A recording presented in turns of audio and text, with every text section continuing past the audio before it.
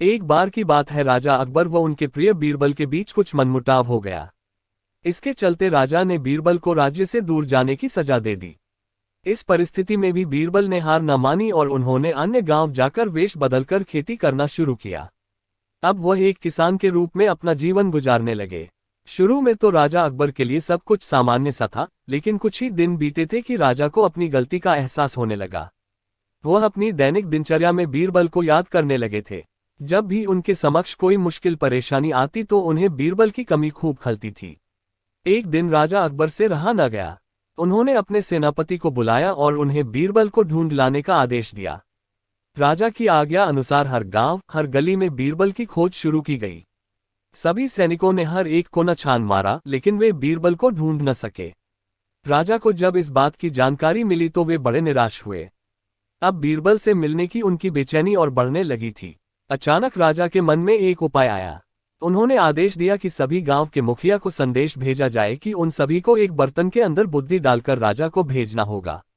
जो भी इस आदेश को पूरा नहीं करेगा, उसे इसके बदले एक बर्तन में हीरे जवाहरात भरकर राजा को भेजना पड़ेगा। सभी गांववासी राजा के इस अजीबोगरीब आदेश को सुनकर परेशान थे। सभी ये सोचकर हैरान थे कि बुद्धि को किस तरह एक बर्तन में भरा जाए। बुद्धि तो सभी के पास उपलब्ध थी, लेकिन उसे किस तरह एक बर्तन में डालना है, ये सोचकर सभी परेशानी में थे। ऐसा न कर पाने की अवस्था में उन्हें उसी बर्तन को कीमती हीरे जेवरों से भरना था, जो कि इससे भी बड़ी समस्या थी। वहीं जिस गांव में बीरबल एक सामान्य किसान का वेश बनाकर रह रहे थे, वहां भी राजा का यह आदेश चर्चा का विषय बना हुआ था।